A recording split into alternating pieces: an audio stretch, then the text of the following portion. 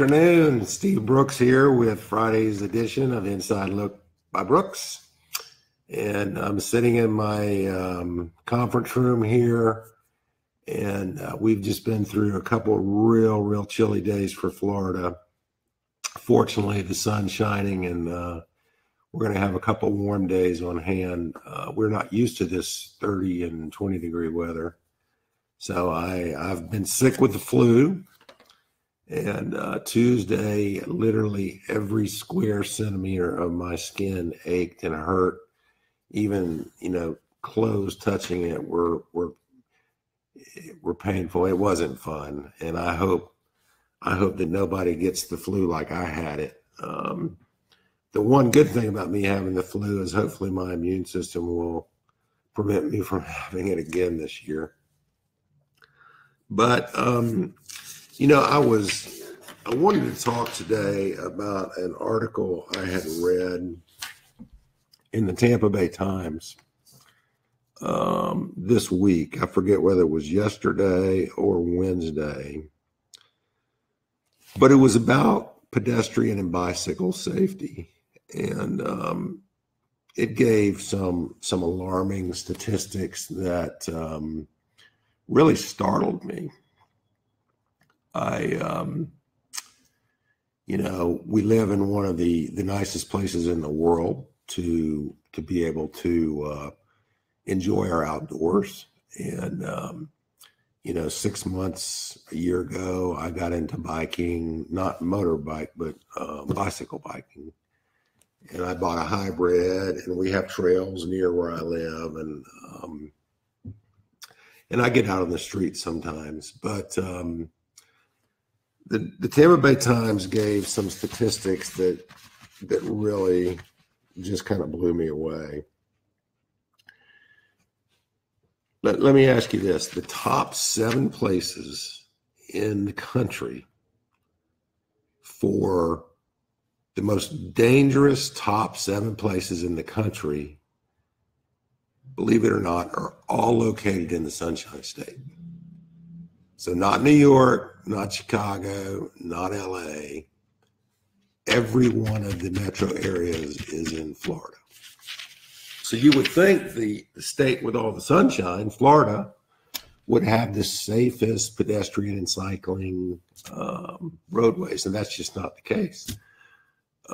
So the number one, the worst area, the most dangerous area is Cape Coral, Fort Myers. The second area was Melbourne, Titusville. Third was Orlando. Fourth was Jacksonville. Fifth was Daytona Beach. Sixth was Lakeland, Winter Haven. Seventh, Tampa, St. Pete. So, right where we all live, unbeknownst to me, we live in the most dangerous place in the country to cycle or walk. So another startling statistic was that the deaths and injuries tend to skew towards Native Americans, African Americans, and older people.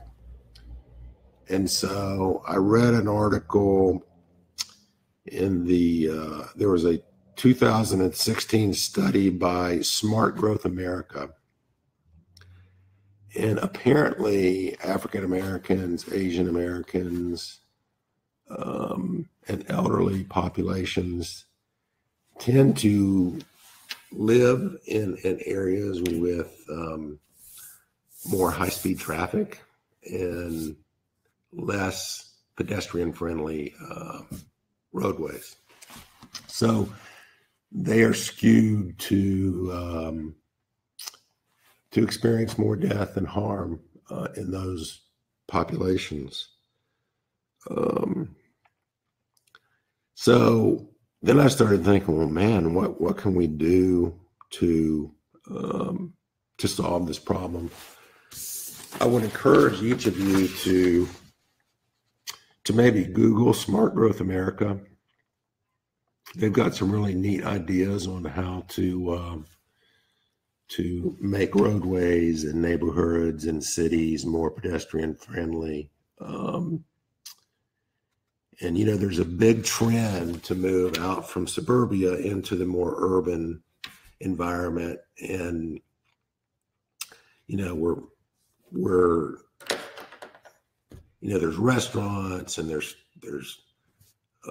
facilities to meet our needs, and we're not so spread out. But when you get all those people together, and so you've got this new trend of moving back downtown, but yet the roadways, when they were designed, weren't designed for the influx of all these pedestrians.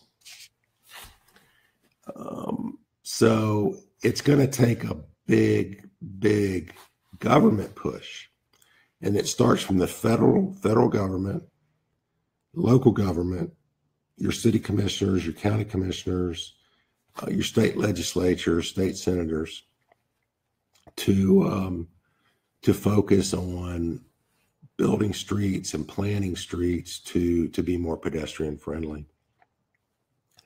The Smart Growth America study will give you some resources that maybe you can link into, and look for ways to get involved and to help grow this movement for pedestrian safety. We are going to, you know, let me just back up a second. When I bought my bike about